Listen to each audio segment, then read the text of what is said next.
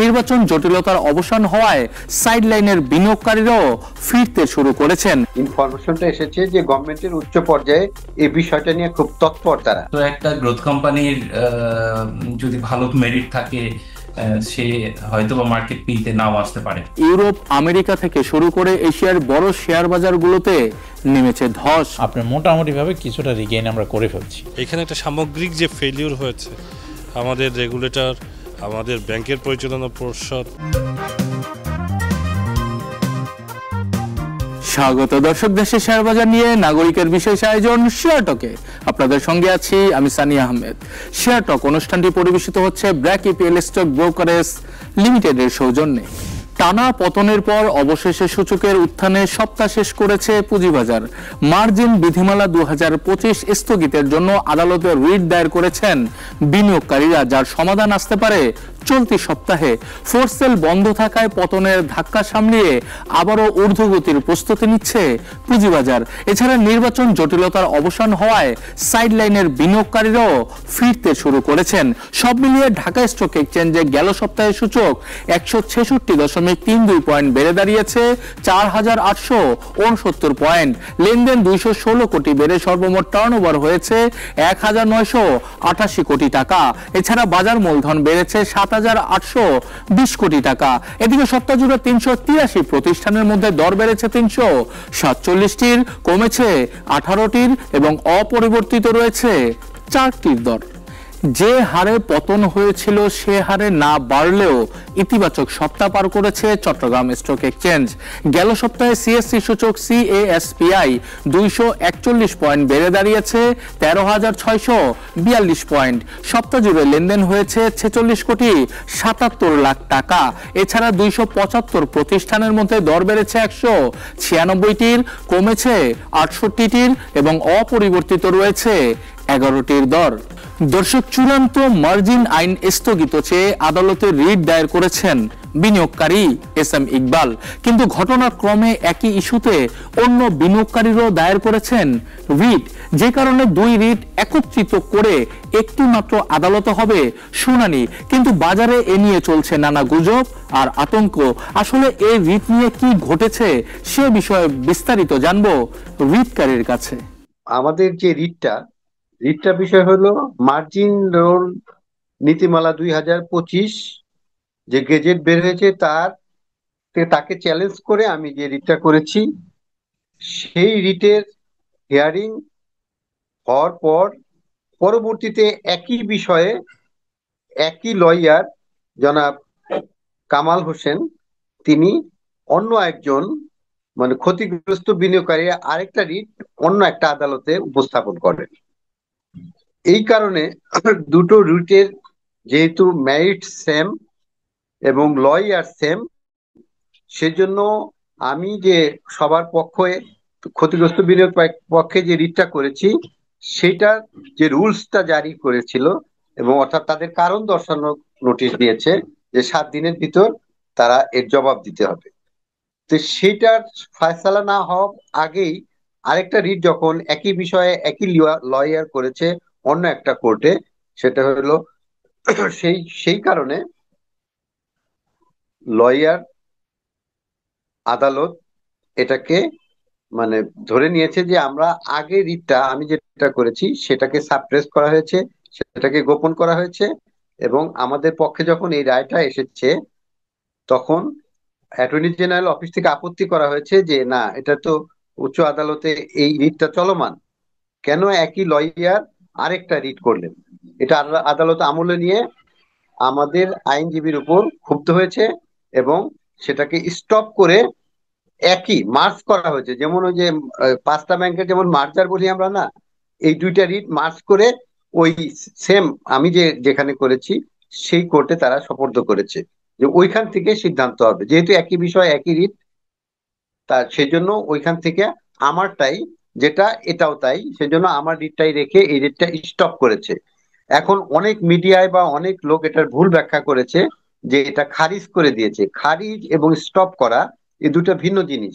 খারিজ হলো ওই রিটের মেরিটটা মানে বাতিল করে দেওয়া, মেরিট তো ঠিক আছে, এটার ফয়সালা হবে ওই আদালতে যে আদালতে অর্থাৎ 12 নম্বর কোর্টে যে দুজন জাজ আছেন, আমি তাদের এই যে এখানে সেই পেপারস তো আমার কাছে আছে, এই জাজ দুজন তারা যে ইটা দিয়েছেন সেটা একজন হচ্ছে mister justice Mrs justice Fahmida Kadir and mister justice MD Asif Hasan. এই দুইজনের যে কোর্টটা সেটা হলো 12 নম্বর কোর্ট ছিল। সেইখানে যে আমি রিটটা করেছি ওই রিটটার যে মানে রুলস জারি করেছে সেইখানেই ওই আমাদের এই রিটটা চলমান হবে, সেখানেই আবার হিয়ারিং হবে। সেটাই হলো বিষয়টা। কিন্তু পরবর্তী যে রিটটা হয়েছে সেটা খারিজ হয়েছে, এটা ভুল। সে রিটটা স্টপ করে একই বিষয় যেহেতু একই লয়ার সেই জন্য একটা রিট আমার রিটটাই রেখেছে, এইটাই চলমান হবে। এবং আমরা তার জন্য আমরা যে যে নোটিশটা এই যে নোটিশটা সার্ভ করা হয়েছে আমি দেখাচ্ছি। এই নোটিশ এটা এটা কোর্টের নোটিশ, এটা সার্ভ করা হয়েছে বিভিন্ন জায়গায় রেসপেক্টিভ যারা আছেন তাদের কাছে। এটার প্রেক্ষিতে আগামী রবিবার আমরা একটা ডেট চাবো যে এই ডেটে আমরা হিয়ারিং চাই, বা যেখানে যে আমাদের সুবিধা মতো আমরা চাবো, তখন সেটা হিয়ারিং হবে, তারপর হবে রেজাল্ট। কিন্তু অনেকেই এটা খারিজ বলে একটা গুজব ছড়িয়েছে, এবং হয়তো অনেকেই বলতেছে রোববার এটার হিয়ারিং হবে, আসলে রোববারে হিয়ারিং হবে না। এটা আমাদের সুবিধা মতো সময়ে আমাদের ফেভারে আসে, আমরা অবশ্যই চেষ্টা করবো যাতে আমাদের ফেভারে আসে। এই জন্য আমরা রোববারে সেই টাইম পিটিশন চাবো যে এই তারিখে এইখানে আমরা সেটা হিয়ারিং চাচ্ছি। এটা হলো মূল বিষয়। আরেকটা বিষয় হলো যে আমরা মানে সরকারের বিভিন্ন মহলে যেভাবে আমরা আবেদন নিবেদন এবং চাপ এবং আন্দোলন সবকিছু করছি, ভবিষ্যতে আরো কিছু করব। এবং সেটা আমাদের কাছে যে ইনফরমেশনটা এসেছে যে গভর্নমেন্টের উচ্চ পর্যায়ে এই বিষয়টা নিয়ে খুব তৎপর, তারা তারা ভাবছে। এবং আমরা আশা করতেছি এই নভেম্বরেই হয়তো আগামী সপ্তাহেই আমাদের এই পুঁজিবাজারের জন্য কোন একটা বিজয় দিবস এসে যেতে পারে। দর্শক, পুঁজিবাজার সংস্কার হিসেবে মার্জিন আইন মিউচুয়াল ফান্ড বিধিমালা ইতিমধ্যে চূড়ান্ত করেছে নিয়ন্ত্রণ সংস্থা। বাকি আইপিও আইনটিও রয়েছে একই ধারায়। আইন তৈরির ক্ষেত্রে স্টেক হোল্ডারদের মতামত নেওয়া হলেও সেটি চূড়ান্ত পর্যায়ে গিয়ে আর দেখা যায় না, এমন রয়েছে অভিযোগ। তবে আসছে আইপিওর আইন চূড়ান্ত করার ক্ষেত্রে বেশ কিছু সংশোধন করা জরুরি বলে উল্লেখ করেছেন সংশ্লিষ্টরা। এর মধ্যে দর নির্ধারণের পদ্ধতি, 50,000 টাকা বিনিয়োগ তুলে দেয়া, লেনদেনের প্রথম 3 দিন সার্কিট ব্রেকার না রাখা উল্লেখযোগ্য। প্রবলেম ইজ দ্যাট যে এখানে ওনারা কিছু ক্যাপ করে দেওয়ার চেষ্টা করেছেন, যেরকম রিলেটিভ ভ্যালুয়েশন মেথডে একটা প্রাইস আর্নিং মেথড একটা আছে। সেই প্রাইস আর্নিং মেথডের জায়গায় ওনারা বলেছেন যে সেক্টর পি অথবা market P which ever is lower, সেটাই হবে সর্বোচ্চ পি।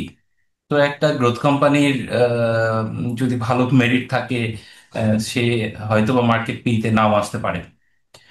আচ্ছা, তারপরে আরেকটা গ্রোথ মডেল যেটা ওনারা ইউজ করেছেন অ্যাবসলিউট ভ্যালুয়েশনের ক্ষেত্রে, সেখানে বলেছেন যে গ্রোথ রেটটা হবে বিগত 5 বছরের গ্রোথ রেটের থেকে বেশি নয়। তো এখানেও একটা সমস্যা তৈরি হয় যে কোম্পানিগুলো তো আসলে এটা ফিউচারকে প্রজেক্ট করে মার্কেটে আসে। So past performance may not be the right indicator. আর কোম্পানিগুলো যখন ভালো করে তখনই তারা আইপিও তে আসে। সো 5 বছর is a pretty long time, এটা 3 বছর হলে এটা ভালো হয় এটা। সো এইটা গেল ভ্যালুয়েশনে। আর দ্বিতীয় যে মেজর চেঞ্জটা ওনারা নিয়ে এসেছেন সেটা হচ্ছে যে বিডিং প্রসেসটা কিভাবে হবে। ওনারা বলেছেন যে 75 জন এলিজিবল ইনস্টিটিউটকে একটা ভ্যালুয়েশন মেথড এক্সপ্লেইন করে 3 দিনের মধ্যে রিপোর্ট সাবমিট করতে হবে, যেটা বেসিসে কিনা আপনার ইন্ডিকেটিভ প্রাইসটা নির্ধারিত হবে। এখন এই যে 75 জনের কোনো কিন্তু এটা ম্যান্ডেটরি রিকোয়ারমেন্ট না, এটা তাদের তাদেরকে পার্সু করে নিয়ে আসতে হবে। সো এটা ইস্যু ম্যানেজারের জন্য এটা এক্সট্রিমলি একটা ডিফিকাল্ট টাস্ক হবে 75 জনকে এটা পার্সু করা। প্লাস হচ্ছে যে আপনি যখন পার্সু করতে যাবেন তখন তো একটা নেগোসিয়েশনের ব্যাপার চলে আসে। এখানে ইনফর্মাল কোনো নেগোসিয়েশন হলে এসিসি যে জিনিসটাকে অ্যাভয়েড করতে চাচ্ছিল সেই জিনিসটার ফাঁদে কিন্তু আবার মার্কেটটা পড়ে যাবে। তৃতীয় যে আমার কাছে মেজর ডিফিকাল্টিটা মনে হয় যে আমরা মার্কেটের স্টেক হোল্ডার সবার সাথেই কথা বলে যেটা জানা বুঝতে পেরেছি যে সবাই চাচ্ছিলেন যে রিয়েল যে ডাচ অকশন মেথডটা সেটাই যেন এখানে আবার ইন্ট্রোডিউস করা হয়। মানে হচ্ছে যে যে বিডার যে প্রাইসে এবং যে কোয়ান্টিটিতে উনি এটা বিড করছেন সেটাই যেন উনি পান। 50,000 টাকার একটা যে বাধ্যবাধকতাটা আছে সেই জিনিসটাও আমরা উঠিয়ে দেওয়ার জন্য অনুরোধ করব, বিকজ আসলে পুঁজিবাজারের আইপিও ইনভেস্টররা তাদের যে সেকেন্ডারি মার্কেটে এক্সপিরিয়েন্স থাকতেই হবে সেটা আমরা আমরা মনে করি না। একজন নতুন বিনিয়োগকারী জীবনে প্রথম তার ইনভেস্টমেন্টটা আইপিওর মাধ্যমে করবেন, এটাই ইউজুয়াল নন। এবং উম, এখানে খারাপ কিছু আছে আমার কাছে মনে হয় না। সেকেন্ডারি মার্কেটে 50,000 টাকা ইনভেস্টমেন্ট, এটা অনেককেই এই পুঁজিবাজারে নতুনভাবে ইনক্লুডেড হতে এখানে একটা বাধা হিসাবে কাজ করে। দর্শক, নতুন আইন প্রণয়ন, 5 ব্যাংকের মার্জার এবং নির্বাচনের অনিশ্চয়তায় পুঁজিবাজারে ঘটেছে নেতিবাচক প্রভাব। তবে প্রধান উপদেষ্টার বারংবার ফেব্রুয়ারির প্রথমার্ধে নির্বাচন হওয়ার প্রতিশ্রুতি দিচ্ছেন। এছাড়া রাজনৈতিক দলগুলোর মধ্যেও নমিনেশন এবং নির্বাচনী প্রচার প্রচারণা চলছে, যে কারণে বিনিয়োগকারীরা অনেকটা নিশ্চিত যে ভোট গ্রহণ হবে। তাই দৃষ্টি এখন আসন্ন নির্বাচনের দিকে। আর তফসিল ঘোষণার পর নির্বাচনের তারিখ নির্ধারণ হলে পুঁজিবাজারে ফিরবে গতিশীলতা, বলছেন বিশেষজ্ঞরা। গত 6 মাস যদি আপনি অ্যানালাইসিস করেন, যখনই ইলেকশন না হওয়ার ব্যাপারে যথেষ্ট কথাবার্তা হয় তখনই মার্কেট দেখা যাচ্ছে একটা ডাউন ট্রেন্ডে চলে যাচ্ছে। তো ইলেকশন বা আপনার transition to the democracy is a pre-requisite for the stable stock market. এটা আমরা প্রথম থেকে বলে আসছি। এবং আমরা না শুধু, the foreign investors are also saying the same things. Foreign investors আমি বলছি দুই ধরনের, একটা হচ্ছে এফডিআই দিয়ে যারা ইনভেস্ট করে, also the stock market investors বা ক্যাপিটাল মার্কেট ইনভেস্টার্স। তো যখনই আপনার এটা নিয়ে একটু কথা হলো যে বিভিন্ন জিনিস আসলো, এর মধ্যে একটা জাজমেন্ট আসছে আমাদের আইসিটিতে, সবগুলি মিলিয়ে গত 15 দিন ধরে একটা মোটামুটিভাবে একটা আপনার আনসার্টেনিটির মধ্যে দিয়ে আমরা গিয়েছি। এবং সেটারই রিফ্লেকশন ছিল যে গত সপ্তাহে লাস্ট উইকে বাজার মোটামুটি হ্যাভ লস্ট 400 পয়েন্টস, যেটা কিনা মানে ওয়াজ নট এক্সপেক্টেড। এই উইকে আবার যখন শুরু হলো, by the time the judgement was given, একটা আনসার্টিনিটি চলে গেল। The second thing was that যে আমাদের চিফ অ্যাডভাইজার মহোদয় উনি একটা টিভিতে লাইভ টেলিকাস্টে একটা বক্তৃতা দিলেন, যেখানে উনি ক্লিয়ারলি রিইনস্টেট করলেন the election no matter what will be held in February 2026। এবং তারপর থেকে আমরা দেখছি বাই দ্য টাইম যে ইলেকশনের ব্যাপারে প্রতিটা পলিটিক্যাল পার্টি আপনার নমিনেশন কনফার্ম করছে, they are on the street, they are in their own constituency. মোটামুটিভাবে একটা ইলেকশন হওয়া মানে দেখতে পাচ্ছি আমরা। সো অ্যাজ এ রেজাল্ট যেটা হলো, এই উইকে দেখেন আপনি আমাদের আজকে 3টা কর্মদিবস, 3টা কর্মদিবসের মধ্যে আপনার মোটামুটিভাবে কিছুটা রিগেইন আমরা করে ফেলছি।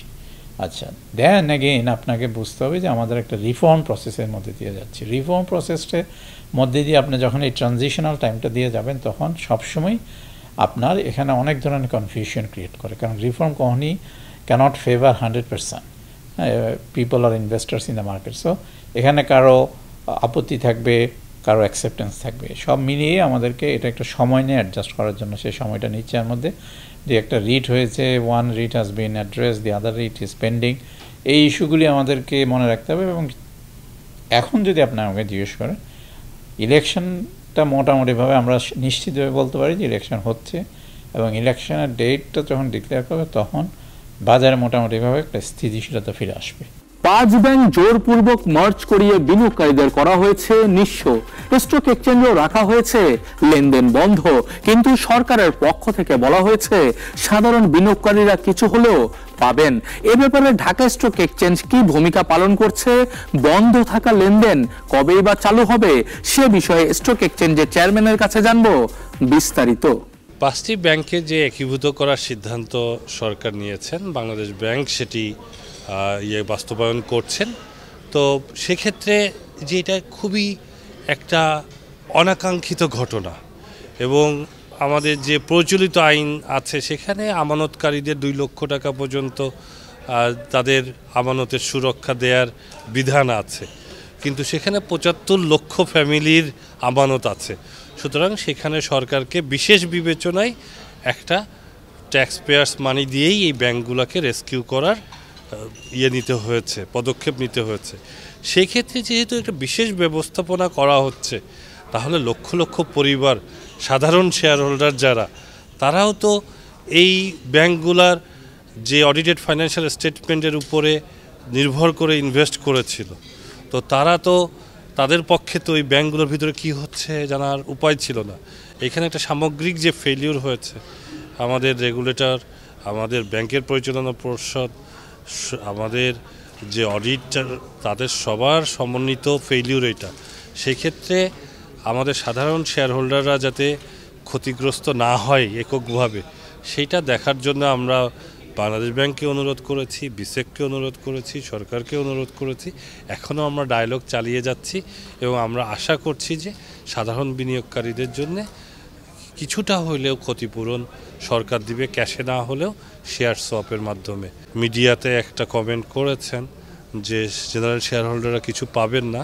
তো বিশ্বব্যাপী এই ধরনের কোনো অস্বাভাবিক কোনো অ্যানাউন্সমেন্ট আসলে শেয়ারটা ট্রেডিংটা বন্ধ রাখা হয় টিল আ ফাইনাল ডিসিশন কামস। তো সেই জন্যে আমরা মানে ডিএসসি বিসেকের সাথে আলোচনা করি এবং বিসেক আমাদেরকে চিঠি দিয়ে জানায় যে এই 5টা ব্যাংকের শেয়ারের লেনদেন আপাতত বন্ধ রাখতে। সো আমরা এই জন্য বন্ধ রেখেছি। তো এখন আমাদের সরকারের একটা স্পষ্ট নির্দেশনা যে এই শেয়ারগুলা এগেনস্টে ওনারা নতুন শেয়ার পাবেন বা ক্যাশ পাবেন, পেলে কি অনুপাতে পাবেন, কি বেসিস হবে, এটা নিয়ে যখন একটা সিদ্ধান্ত আসবে তখন আমরা সেটা বাস্তবায়ন করতে পারবো। বাট এই কোম্পানিগুলা এই নামে আর থাকছে না, একটি একীভূত কোম্পানি হচ্ছে। তো সেই ক্ষেত্রে কিছু আইনগত বিষয়ও চলে আসবে সামনে, তো সেই জন্যই আমরা স্থগিত রেখেছি। ডিএসসি চেয়ারম্যানের কাছে আরো জানতে চেয়েছিলাম পুঁজিবাজারে দীর্ঘদিন আইপিও না আসার কারণ সম্পর্কে। আমরা দেখেছি পুঁজিবাজারে কোম্পানি আনতে বিএসসিসি থেকে শুরু করে স্টক এক্সচেঞ্জ নানা মহলে বৈঠক আর আলোচনা করছেন। খোদ প্রধান উপদেষ্টাও সরকারি লাভজনক এবং বহুজাতিক কোম্পানি তালিকাভুক্ত করতে নির্দেশনা দিয়েছেন, কিন্তু বছর হতে চললেও দৃশ্যমান কিছুই হয়নি। তবে আশাবাদী ডিএসসি চেয়ারম্যান। এখানে যেটা হয় কি যে বিশ্বব্যাপী আইপিও হচ্ছে খুব সিজনাল।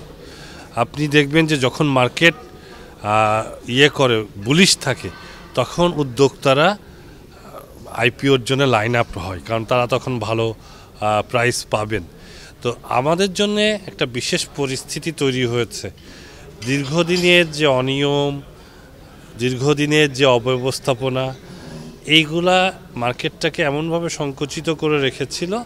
প্লাস বর্তমানের যে আমাদের একটা ম্যাক্রো ইকোনমিক ট্রান্সফরমেশনের মধ্যে দিয়ে যাচ্ছে, অর্থনীতি একটা যে আপনার স্ট্রেস ফিল করছে, সেই জায়গা থেকে তো একদিনে অর্থনীতি বের হবে না। তো ইন্টারেস্ট রেটটা হাই থাকার ফলে আমাদের দেশি কোম্পানির বেশিরভাগই কিন্তু আর্নিংসটা নেগেটিভলি ইম্প্যাক্টেড হয়েছে। সেই ক্ষেত্রে ওনাদের জন্য এই মুহূর্তে যদি লিস্টিংয়ে আসে, ওনাদের কারেক্ট ভ্যালুয়েশনটা, যে ভ্যালুয়েশন মেথোডোলজি এতদিন ইউজ হয়েছে, সেটাতে পাবেন বলে ওনারা মনে করছিলেন না। প্লাস যে কোনো আইপিও প্রসেসেরই একটা প্রস্তুতির সময় লাগে, যে কোনো দেশেই। ওনারা অ্যাপ্লিকেশন করার আগে যে ধরনের কমপ্লায়েন্স রিকোয়ারমেন্ট, যেহেতু আমাদের দেশের প্রাইভেটলি হেল্ড কোম্পানিগুলা বা public limited company but not listed, তাদের মানে যে রেগুলেটরি সার্ভেলেন্স একেবারেই নাই। সেই কোম্পানিটা যখন একটা হাইলি রেগুলেটেড এনভায়রনমেন্টে আসতে যাবে, অনেক পরিবর্তনের মধ্যে দিয়ে যেতে হয়। তার শেয়ার হোল্ডিং স্ট্রাকচার, বোর্ডের স্ট্রাকচার, ম্যানেজমেন্ট স্ট্রাকচার, ফাইন্যান্সিয়ালস, এই জিনিসগুলা শেষ করে তারপরে আসবে। এখন এই যে নতুন যে আইনি কাঠামোটা আসতে যাচ্ছে, আমাদের প্রত্যাশা যে এইখানে কিছু ফিক্সেশন দরকার টু অ্যাট্রাক্ট গুড কোম্পানিজ। তো আজকে দেখেছেন আপনারা যে বেশ কিছু কোম্পানির প্রতিনিধি ছিল, কিছু অ্যাসোসিয়েশনের প্রতিনিধি ছিলেন, যারা বড় বড় কিছু ইন্ডাস্ট্রিকে রিপ্রেজেন্ট করেন। তো তাদেরও কাছে মনে হয়েছে যে এটা খুব কমপ্লেক্স একটা রেগুলেশন হয়েছে, বা কিছু এইখানে ভ্যালুয়েশন বা পারপাস অফ আইপিও প্রসিডস, এগুলো নিয়ে কিছু পরিবর্তন দরকার হবে সব ভালো কোম্পানিকেই এখানে নিয়ে আসার জন্যে। তো আমরা আশা করছি যে রেগুলেটরের সাথে ডায়ালগের মাধ্যমে আমরা এটা সমাধান করতে পারলে, এবং নির্বাচন পরবর্তী সময়ে ক্যাপিটাল মার্কেটে সাধারণত একটা পজিটিভ মোমেন্টাম কাজ করে। তো সেই সময় আমরা 2026 সালে কিছু ভালো আইপিও মার্কেটে আসতে দেখতে পারবো। দর্শক, এবার বিনিয়োগ শিক্ষা পর্ব। যদিও নীতি নির্ধারণী মহলের ব্যর্থতা ছিল, কিন্তু 5 ব্যাংক থেকে নিতে হবে শিক্ষা। আপনার বিনিয়োগ যদি কোথায় বিনিয়োগ করবেন কিংবা ভুল জায়গায় বিনিয়োগ থাকলে সেখান থেকে কিভাবে বের হবেন সে বিষয়ে পরামর্শ জানবো বিশেষজ্ঞের কাছ থেকে। বিনিয়োগকারীদের জন্য আমার একটাই অনুরোধ থাকবে, সেটা হচ্ছে যে দেখেন, আপনারা 5টা ব্যাংক আমাদের জন্য একটা শিক্ষা। আমরা we always say that we should learn from the lessons. এই 5টা ব্যাংকের থেকে আমাদের যে শিক্ষাটা নেওয়া উচিত, যে আপনি কোথায় বিনিয়োগ করছেন সেই ব্যাপারে আপনাকেই সবচেয়ে বেশি সজাগ থাকতে হবে। So your money you invest and you take the profit, and at the same time you have to assume the responsibility of wrong investment. এই 5টা ব্যাংকে যারা ইনভেস্ট করেছে, যে অবশ্যই ওনারা ডিপ্রাইভড, যেহেতু এখানে একটা রেগুলেটরি ফেইলিওর আছে, but at the same time গত 1 বছর ধরে আমরা বলে আসছি যে দ্য বিনিয়োগকারীদেরকে যে আপনারা you have to be very careful where you invest in. যে এই ব্যাপারে আমার অনুরোধ থাকবে যে আপনারা দয়া করে আপনারা দেখে নেই বিনিয়োগটা করেছেন, আপনারা একটু রিভিউ করেন, করে আপনারা দেখেন যে whether you have invested in the right place or not. If not, then you make the decision to withdraw the investment and put it in a place where your money is safe. দর্শক, গেল সপ্তাহে Europe, America থেকে শুরু করে এশিয়ার বড় share বাজারগুলোতে নেমেছে ধস। কৃত্রিম বুদ্ধিমত্তা বা এআই বাবল নিয়ে উদ্বেগ। বৃহস্পতিবার মার্কিন ব্যুরো অফ লেবার স্ট্যাটিস্টিক্সে প্রকাশিত একটি রিপোর্টে শ্রম বাজার নিয়ে নেতিবাচক মন্তব্য। মুদ্রাস্ফীতি বৃদ্ধি নিয়ে ফেডারেল রিজার্ভের ভেতরে মতবিরোধ ইত্যাদি কারণে নেতিবাচক সপ্তাহ পার করেছে যুক্তরাষ্ট্র। দেশটির ডাউ জোন্সের সূচক গেল 5 দিনে 1.91% কমে দাঁড়িয়েছে 46,245 পয়েন্ট। এছাড়া S&P ইন্ডেক্স 1.95% কমে দাঁড়িয়েছে 6,603 পয়েন্ট। ব্যাপক পতনের সপ্তাহ পার করেছে ইউরোপের শেয়ার বাজার। এর মধ্যে গেল 5 দিনে যুক্তরাজ্যের FTSE 100 ইন্ডেক্স 1.64% কমে দাঁড়িয়েছে 9,540 পয়েন্ট। এছাড়া জার্মানির ডেক্স ইন্ডেক্স 3.29% কমে দাঁড়িয়েছে 23,093 পয়েন্ট। দর্শক, পাকিস্তান এবং ভারতে সূচকের সামান্য উত্থান দেখা গেলেও এশিয়ার অন্যান্য শেয়ার বাজারে হয়েছে ব্যাপক পতন। গত 5 দিনে জাপানের শেয়ার বাজার নিক্কি 225 ইন্ডেক্স 3.48% কমে দাঁড়িয়েছে 48,626 পয়েন্ট। চীনের শেয়ার বাজার সাংহাইসি কম্পোজিট 3.90% কমে দাঁড়িয়েছে 3,835 পয়েন্ট। ভারতের বোম্বে স্টক এক্সচেঞ্জের সেন্সেক্স 0.79% বেড়ে দাঁড়িয়েছে 85,232 পয়েন্ট। এছাড়া পাকিস্তানের করাচি 100 ইন্ডেক্স 0.10% বেড়ে দাঁড়িয়েছে 1,62,103 পয়েন্ট। দর্শক, শেয়ার টকের সপ্তাহের পর্ব আজকে পর্যন্তই। আগামী পর্বে হাজির হব নতুন কিছু নিয়ে। সে পর্যন্ত ভালো থাকুক পুঁজিবাজার, ভালো থাকুক বিনিয়োগকারীরা। আল্লাহ হাফেজ।